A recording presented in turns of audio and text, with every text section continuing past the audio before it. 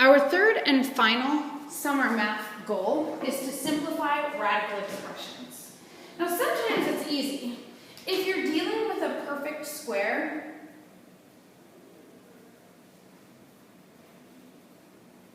perfect squares are numbers like 1, 4, 9, 16, 25, and so on.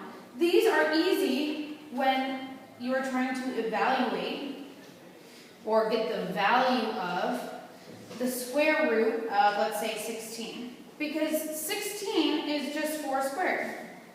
And squaring a number and taking its square root, these are inverse operations. They undo each other. So the square root of 16 is the square root of 4 squared, which is just 4. Likewise, if you were asked to evaluate the square root of 36. Well, 36 is a really great number. It's 6 squared. Square root, squaring, they cancel each other out. You get 6. Here I'm saying we can evaluate because you just get a value, a number. But sometimes when you're dealing with numbers that aren't perfect squares, it takes a little more work. So here was your example 1.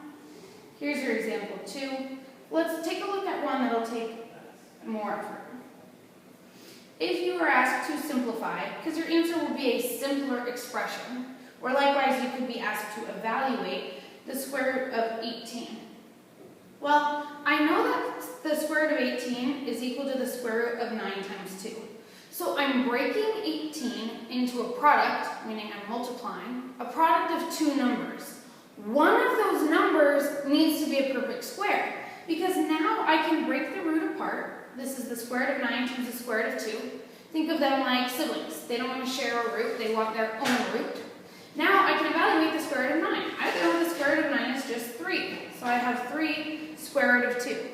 This is as simple as you can make the square root of 18. Now let's talk about a couple ways you might have thought about square root of 18. Were any of you thinking about the square root of 18 as the square root of 6 times 3? So that would give you square root of 6 times the square root of 3. You're not wrong. This statement is true, but it's a dead end. It doesn't lead anywhere because the square root of 6 cannot simply be evaluated. The square root of 3 cannot simply be evaluated because neither of those terms are perfect squares. So if you're breaking a number up into a product of 2 numbers, this is only nice and easy if one of those numbers is a perfect square.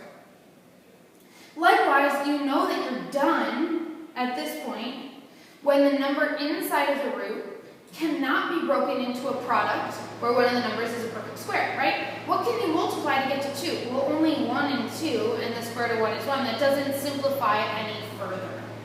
Okay, let's look at our next example. If we wanted to simplify, make it simpler. My answer should be an expression. Simplify the square root of 320.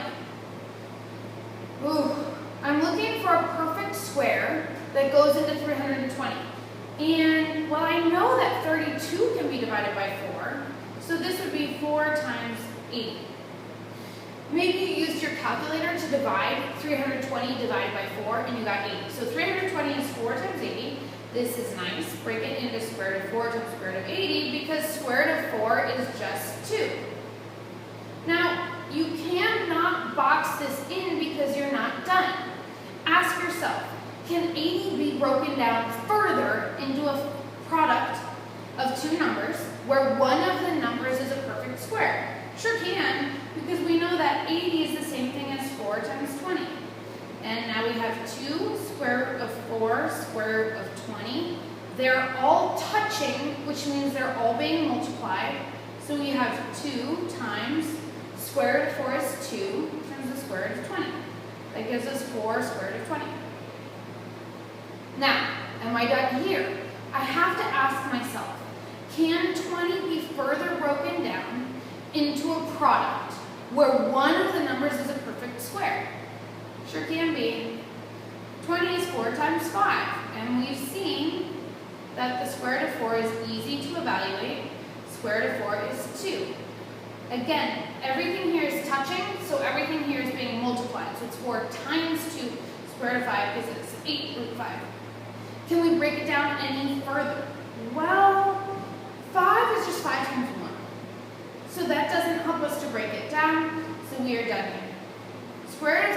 320 is the square root of, is 8 times the square root of 5. Let's take a look though. Maybe some of you are thinking, that took forever and was really annoying.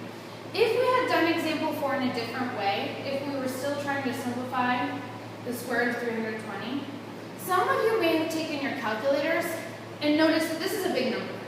So maybe some perfect square bigger than 4 fits into 320. Like maybe you tried dividing by 25. That wouldn't work. Maybe you tried dividing by 36. Maybe you tried dividing by 64. For example, I might have tried by dividing by 16. 16 is a bigger perfect square than 4, so this will be a little bit faster. I wonder if we get the same answer. Am I done? No, because we can break 20 into 4 times 5, and 4 is a perfect square, so that helps me simplify. Oh, nice. No matter which perfect square you first broke 320 into, whether it was 4 times 80 or 16 times 20, either way you should end up with the same result, the simplified expression, 8 root 5, or you could call this a value, it's just a number, 8 square root of 5. But again, keep in mind if you broke 320 into, for example, 2 times 160, it's not that helpful because 2 is not a perfect square and 160 is not a perfect square. So this would be a dead end. It's not wrong, but it doesn't help us. You'd have to go back and rethink what are 2 different numbers I could break 320 into. Okay, one more example. What if you were asked to simplify the square root of 735?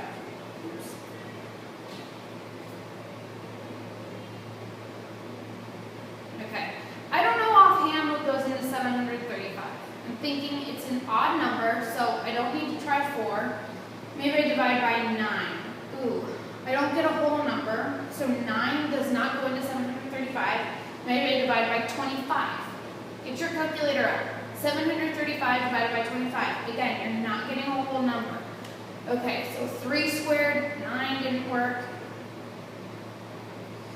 4 squared, well that's not going to work because this is an odd number. 5 squared, 25 didn't work. 6 squared, even that's not going to work. 7 squared, can you divide by 49? Oh yeah. You get 49 times 15 gives you 735. Okay, well that's helpful because square root of 49 we know is 7. Okay, I'm thinking to myself what goes into 15. 1 times 15, 3 times 5. Oops, I got myself down a dead end because the square root of 3, well 3 is not a perfect square, 5 isn't a perfect square, so neither of these is easy to evaluate. Nothing else goes into 15, so actually this was my final answer, 7 square root of 15. That's all. Try the practice problems, show all your work, and check your answers. I'm looking forward to seeing you on the first day of school.